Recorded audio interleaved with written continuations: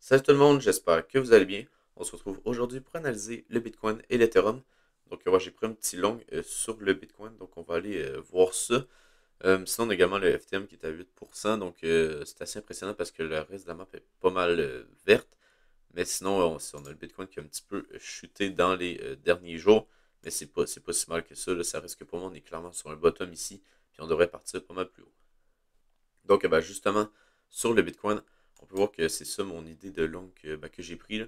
En gros, comme que je vous montrais dans les dernières vidéos, je voulais simplement long le retest de l'inversion de structure. Donc, par exemple, sur un graphique qui a rien dessus, qu'est-ce que je vous montrais, c'est qu'en gros, on avait ici notre petit cos, donc cos ici, puis après ça, on avait notre boss qui était juste là. Donc, pour moi, c'était un. En gros, si jamais on avait un pullback, c'était clairement un pullback qui était pour racheter. Donc, on voulait racheter le dip. Donc, après ça, qu'est-ce qu'on peut voir, c'est que si on prend les fibos du plus bas ici jusqu'au plus haut, juste là, en gros, on peut voir qu'on est revenu dans la zone de rechargement de long. Puis comme que je vous disais, ce lot-là ici devrait être protégé parce qu'en gros, on était venu retester la petite zone de demande qu'on avait là. Donc, si jamais on repasse en dessous de ce lot-là, pour moi, on va venir chercher tout ça ici, puis on devrait venir chercher un niveau plus bas. Donc, ça ne me sert à rien de mettre mon stop loss là, je l'ai mis plutôt ici. Donc, c'est ça. Fait que je suis rentré sur la zone de demande qu'on avait juste là. Puis après ça, pour venir targeter des niveaux plus hauts. Donc, justement, c'est exactement ce que j'ai fait ici. Donc, je suis rentré juste là avec un ordre en limite. Puis, j'ai mon stop loss en dessous ici. Puis, un TP qui est en gros la prochaine zone de résistance. Puis, en même temps, on a beaucoup de. En gros, si on vient faire un pump ici, on a beaucoup de liquidation qui s'est accumulée jusque-là. Puis, à peu près jusqu'ici. Donc, c'est vraiment le niveau que théoriquement devrait avoir une petite correction là, à partir de là. Donc, on pourrait faire quelque chose comme ça ici. Pour après ça, avoir une correction pour peut-être le repartir. Donc, j'ai décidé de mettre mon TP là, qui correspond également à la petite zone de supply qu'on avait juste là. On a également une ici, mais bon, j'aime mieux mettre mon stop loss, mon take profit ici. Comme que je disais, mon stop loss en dessous de ces plus bas là. Donc, ça va être intéressant de voir, mais pour moi, ici, on devrait être sur un bottom, puis on devrait former une sorte de bottom peut-être durant la fin de semaine, là, quelque chose comme ça ici, avant de repartir, puis de venir chercher des niveaux plus hauts juste là, puis de continuer la tendance haussière jusqu'à l'ATH. Sinon, si jamais on casse ça, comme que je vous disais, on devrait repartir pas mal plus bas. On devrait venir chercher en gros les zones que moi qui m'intéressent.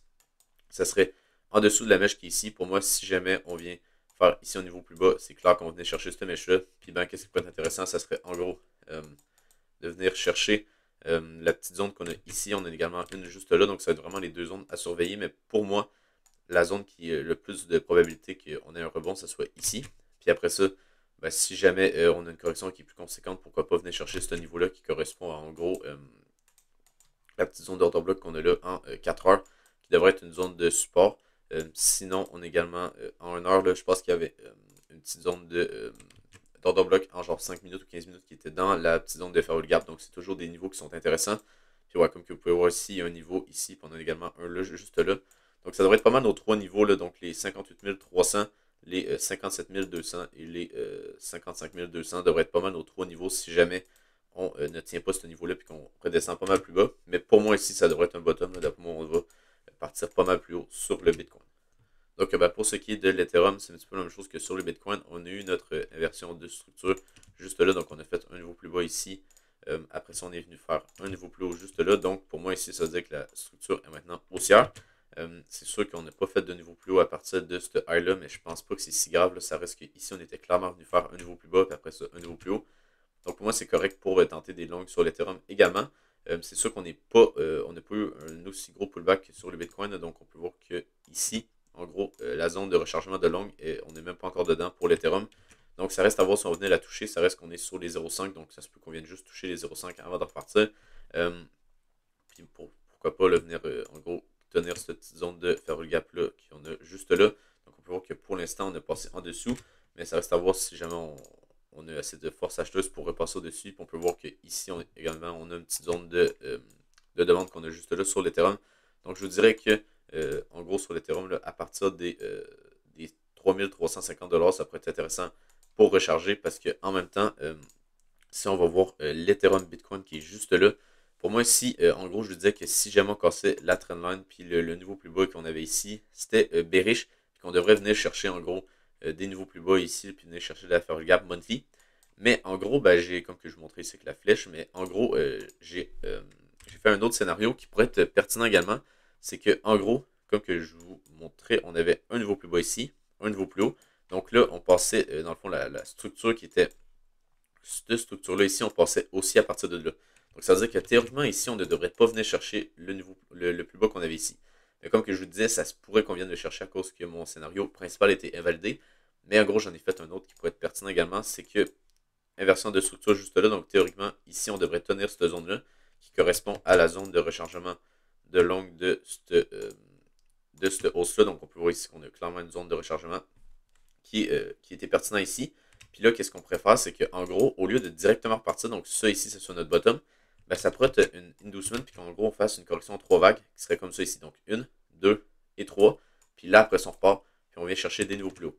Donc pour valider ça, ça serait clairement ici une clôture en H12 au-dessus de ce niveau-là, juste là. Puis si jamais bon, on n'a pas ça, puis qu'on vient faire ici, ben, je pense sincèrement qu'on va être proche d'un bottom pareil. C'est juste que bon, on va avoir descendu un petit peu plus bas sur l'Ethereum. Mais bon, ça reste que pour moi, ici, ça se peut très bien qu'on ait un bottom juste là avec ce que je vous montre. Surtout qu'on est dans une zone de rechargement de long, qu'on a notre grosse inversion de structure. Donc pour moi, ici, c'est très bullish sur le graphique Ethereum Bitcoin. Donc ça veut dire que l'Ethereum devrait vraiment très très bien performer contre le Bitcoin durant les prochaines semaines. Puis en gros, si jamais on revient dans le haut du range, ça nous ferait un 66%. Donc c'est assez bon là, pour ce qui est de la performance de l'Ethereum comparativement au Bitcoin. On peut voir également en 3 jours qu'on a une très très belle clôture en 3 jours ici, qu'on est simplement venu sur les lows qu'on avait juste là, comme que je vous montrais avec notre correction en 3 vagues.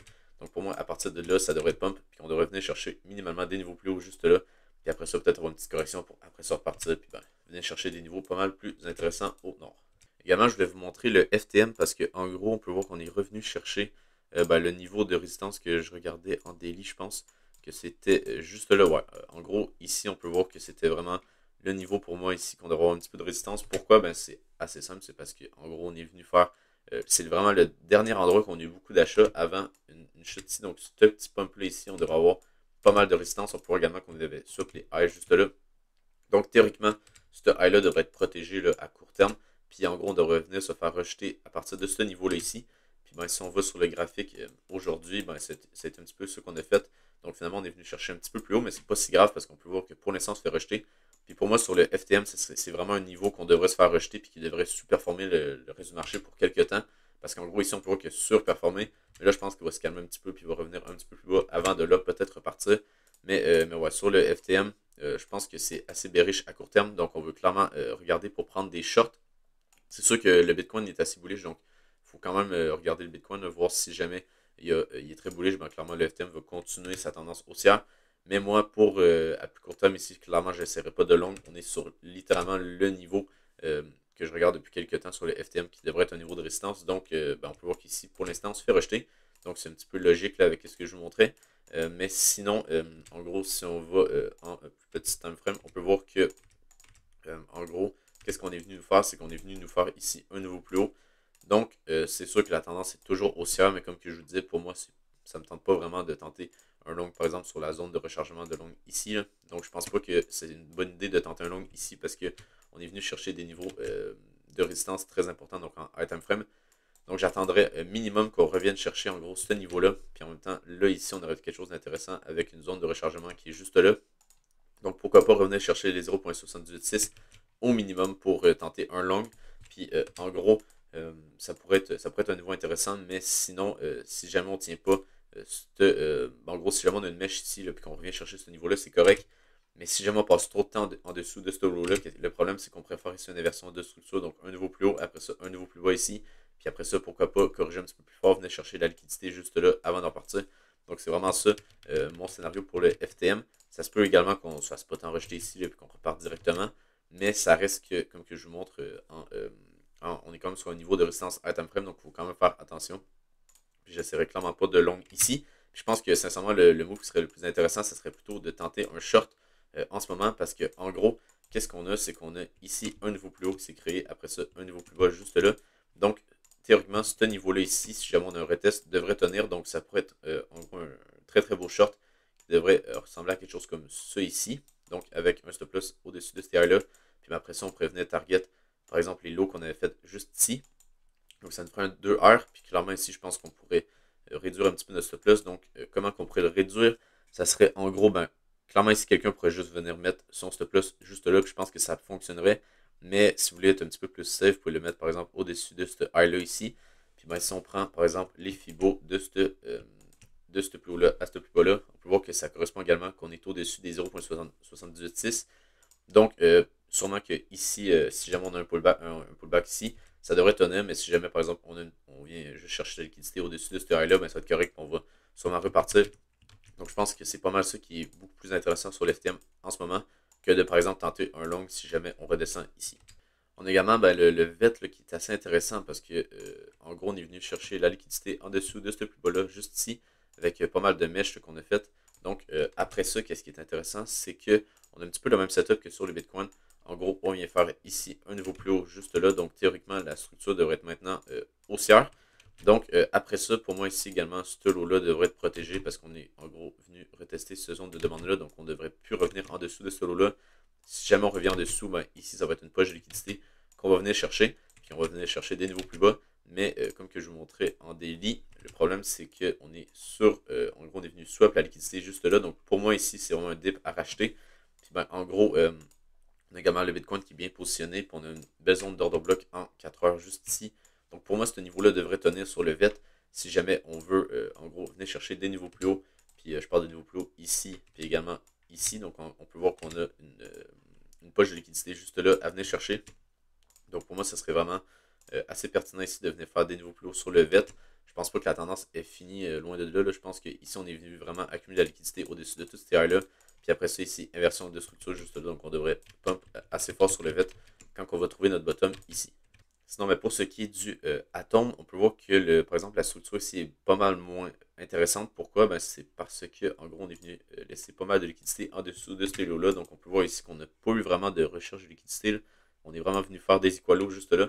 Donc, ça se pourrait que sur l'atome, il soit un petit peu moins fort que, par exemple, les autres altcoins, puis qui viennent faire des niveaux plus bas, par exemple, avec une petite mèche.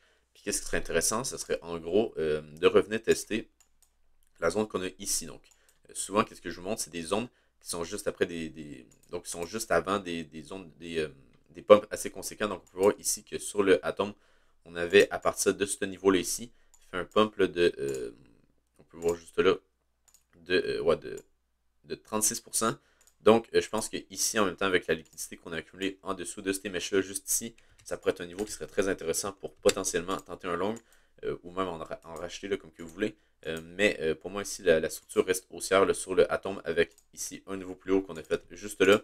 Donc, après ça, on revient dans la zone de rechargement de long. Donc, pour moi, ici, ça devrait être une zone intéressante. Donc, pourquoi pas venir nous faire un double bottom sur le atome avant de repartir. Sinon, ben, pour l'order flow du Bitcoin, en gros, un autre data qui m'a fait rentrer en longue, c'est simplement parce que, regardez l'OpenTerest ici qui a vraiment énormément augmenté durant la baisse qu'on a eue ici. Donc pour moi, qu'est-ce que ça veut dire? Ça veut dire que c'est principalement des shorts qui sont rentrés en position. On peut voir qu'ici, il y a un short qui rentre en position, en gros, sur cette bougie-là, juste ici. Donc je pense pas que c'est des longues parce qu'ici, ça aurait fait liquider, c'est quand on aurait descendu. Donc ici, on peut voir qu'on a un petit peu de longues qui se sont fait liquider juste là, qui ont tenté de longues, en gros, à partir d'ici. Donc ils ont essayé de longues ici, puis se sont fait stop loss juste là. Mais ça reste que pour moi, ça ici, c'est vraiment des shorts en majorité. Le seul problème, c'est que les fundings, on peut voir qu'ils ne montent pas vraiment avec. On n'a pas vraiment des fundings qui descendent ou qui montent. Mais on a par exemple les spreads qui redescendent un petit peu ici. Donc ça, c'est un bon signe. Ça reste que si on regarde un petit peu plus en item frame, on peut voir que les fundings ont bien redescendu. En gros, sur cette chute-là qu'on a eu juste là. Donc c'est quand même bien. Là, ça veut dire que on a principalement des shorts qui sont rentrés en position, puis surtout des longs qui ont fermé leur position parce qu'ils se sont fait liquider juste là. Mais pour moi, ça semble assez intéressant là, sur le Bitcoin ici. On devrait peut-être être sur un bottom avec, comme que je montrais, les différentes datas et également, ben, en gros, ça ici là, qui est surtout des shorts. Donc, on devrait théoriquement venir les short squeeze.